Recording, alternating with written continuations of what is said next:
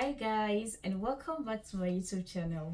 So I know that I've been away for a very long time. I know that, but it hasn't been easy for me, and I never wish to stay this long without posting on my channel. But it's what it is already. But here today, and I know you guys missed this beautiful face. So guys, in today's video, I just want to talk about life of an undergraduate student living in Canada. I won't just say Canada, living in abroad. Yes, it is not easy. Yeah, it's not just undergraduate, right?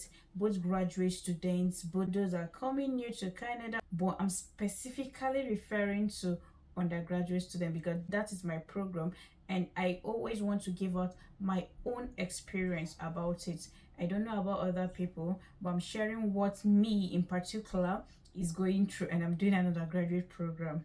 But before we start this video, shout out to all the undergraduate students in Canada and in fact in abroad that are sponsoring themselves. Guys, you guys are the real goats. It's not easy. You guys didn't tell me this before I left Nigeria, because if you guys prepped me before leaving Nigeria, I think I would have given it a second thought. I was in 300 level already, so I would have just stayed back and finish my 400 level and just graduate, then what, apply for masters and then come abroad. Yeah, but you guys didn't tell me. And my mate graduated August 7th. That was on Monday last week. It was bad for me and it was good because on the other hand, I would have been a graduate today, a BSc holder. Watching their status and everything got me emotional that day.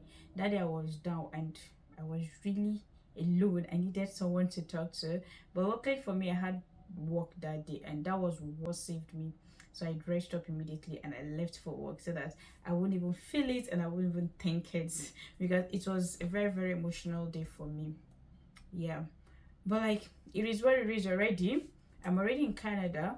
I think some few friends told me not to look back, that since I already made a decision to leave for Canada, then I should just look towards the future and know how to make it better. And I think I'm sticking to that, but even as much as I'm trying to stick to that, it's not really easy. So guys, enough of the boring stories, enough of the boring gist. I just want to talk about life of an undergraduate student. It's not easy.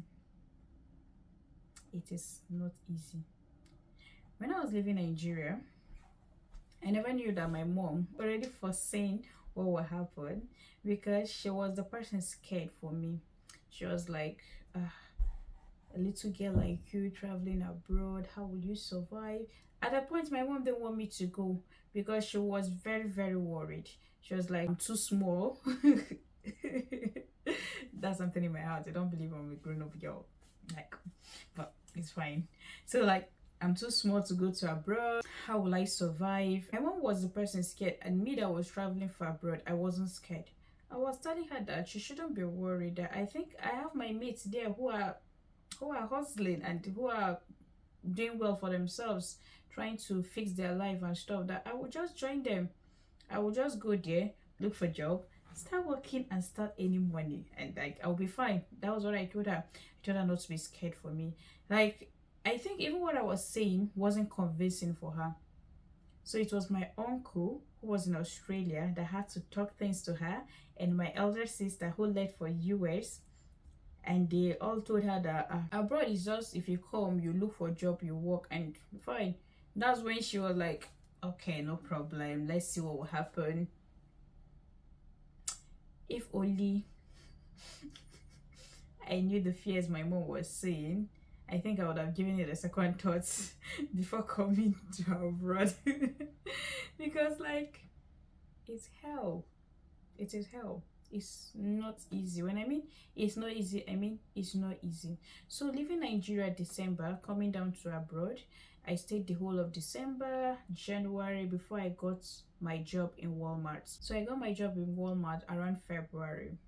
As of then, the little money I came with from Nigeria was still remaining small though, but the money tried. At least it sustained me from December to January. Though I didn't even use much of the money. The money went on house rent because I basically came with my stuff. So guys, if you're coming to abroad, make sure you bring your stuffs. Even though you have to sacrifice not bringing much clothes, bring foodstuffs because it will sustain you before you get a job in Canada. So that's one advice for you. After I got my job in February, I started working in Walmart as a produce associate before I was moved to the cashier department. And as of then, they were giving me like 4 days. 4 days should be like 25 hours or 22 hours. So I was still looking for a second job, but though I wasn't bothered because I was joining Walmart and schooling at that same time because I started my program during the winter. So I wasn't too bothered about a second job. And my sister was able to pay my first tuition fee, which was like 8,000 Canadian dollars. So I was feeling like I don't need much. That was the feeling. I don't need much, yeah. I just needed house rent and some basic things. I would say I was too comfortable with that, but I was cool with that. All of a sudden, my shift changed on Walmart. What happened? I started getting 12 hours in a week. Like, I go to work just 2 days. Just 2 days, and I work just 12 hours. Like, whoa, what's happening? Come on. Why are you guys giving me just 12 hours? What will I do with 12 hours? 12 hours could barely pay my rent. I was like, okay. And that was the time the hunts for a second job started. I started looking for a second job. And guys, it's not really easy to get a job in Canada. I don't know people that tell you that when you come to Canada, you get a job immediately. It is not. It is not true. Especially when you're looking for a job that will ask you, do you have any Canada experience? So all those nonsense. So it's something that is annoying because definitely you don't have a Canada experience. So how do they expect you that is coming to Canada immediately to have Canada experience? Unless they give you the job, then you start having Canada experience with their job. But no, they won't. There's some employers though, but other people will still give you the job. But what I'm trying to say in essence is that it's not really easy to get a job when you land in Canada. So guys, I started hunting for my second job, and I was looking for my second job. That was April, no job.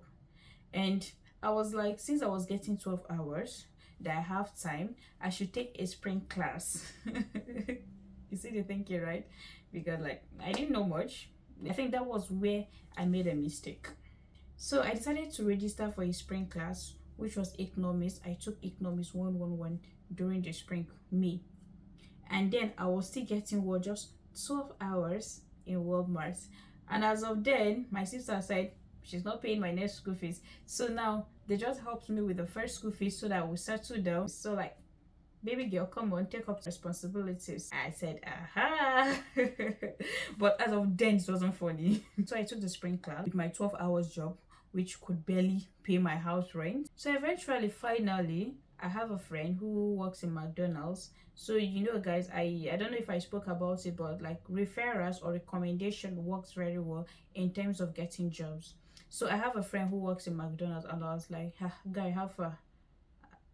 Something good do me for this abroad if I don't get a second job. Like it's over for me. I need help.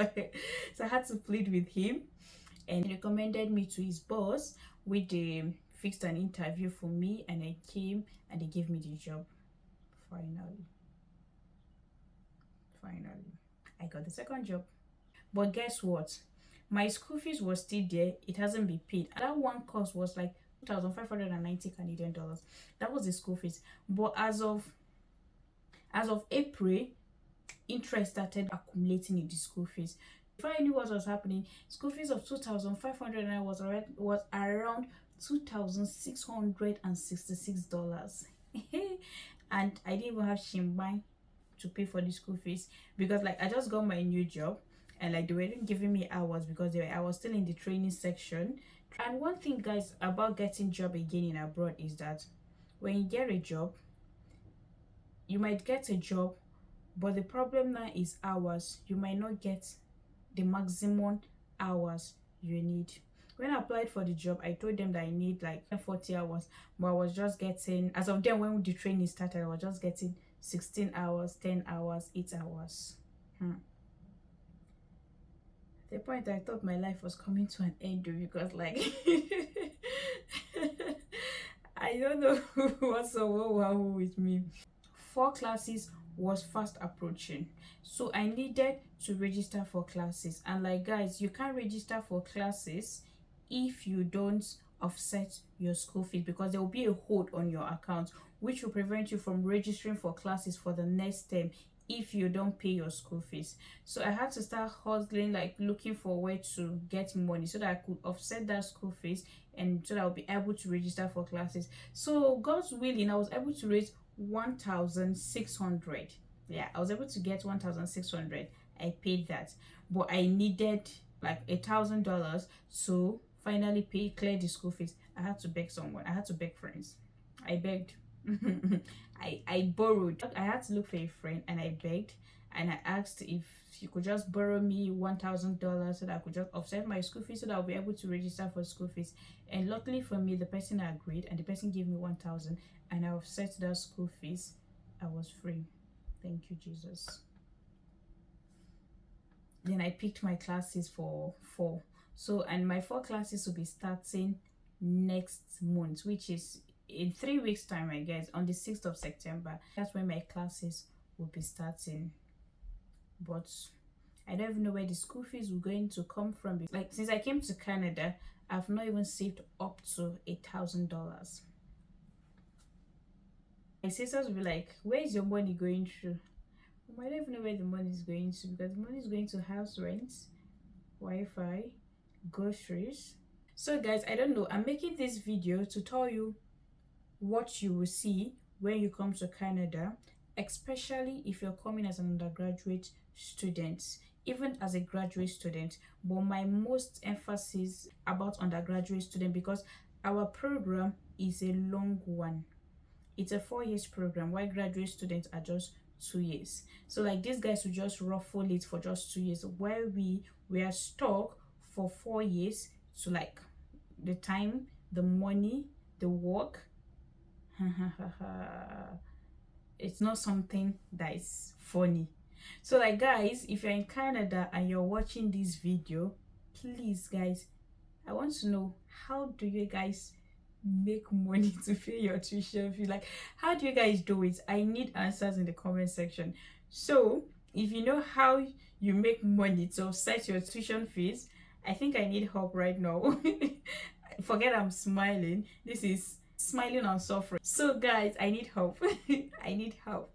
If you know how you make money in Canada, you pay your tuition fee, please, I need help. Just tell me what I need to do. So I think the mistake I did was taking a spring class when I was not fully settled.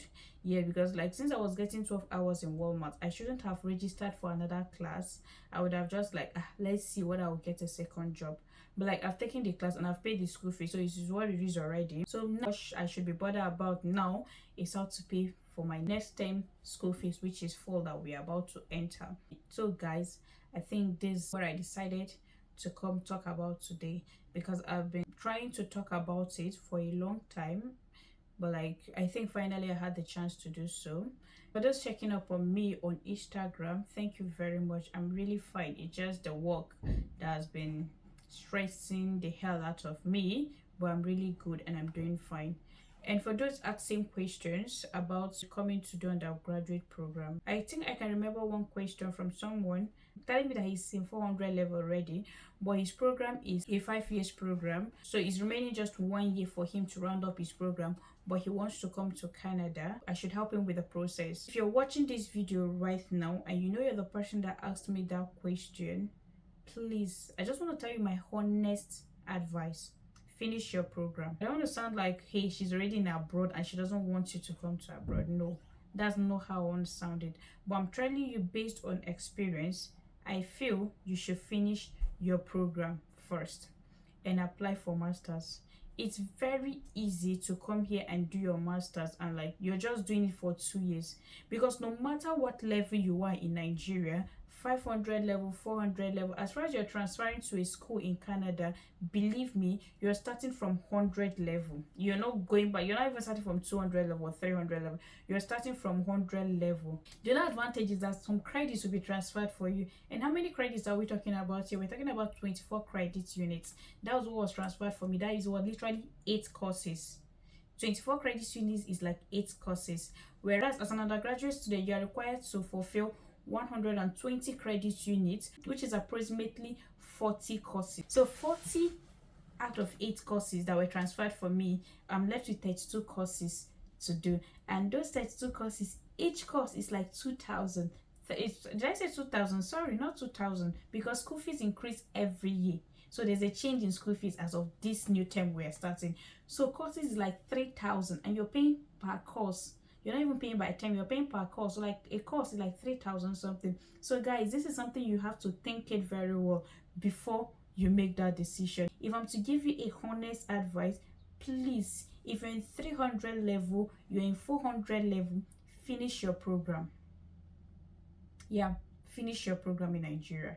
Just come over here to do masters. I think in my next video I will talk about advantage of coming to do masters program here, because undergraduate program is seriously sucking, like it's stress demand, especially when you are funding it yourself, like when you know you'll be the person to come and what, to come and pay your school fees. It's not funny. It is not funny. Unless if your parents will be paying your fees, like you have your parents who are going to sponsor you throughout your program, then my dear, you're free to come and do your undergraduate program, because like doing undergraduate program is very, very nice here. But like we have to check the time, the money here involved, because the money no be child play. We're not talking about small amount of money. Like I registered for 4 courses. That 4 courses were 16,000. Imagine 16,000, and like in your job they only pay you $14 per hour, and you have your house rent to pay, you have Wi-Fi, you will eat, you will not die of hunger, so you have to buy groceries too. I know I've said this and I'm still saying it. Finish your program. Yes, finish your program, then you come here to do your masters. I think I've said enough in this video, and I've come to the end of this video. So see you guys in my next video. I hope I get a chance to make a lot of videos. So see you guys in my next video. Have a good one and be good. Bye.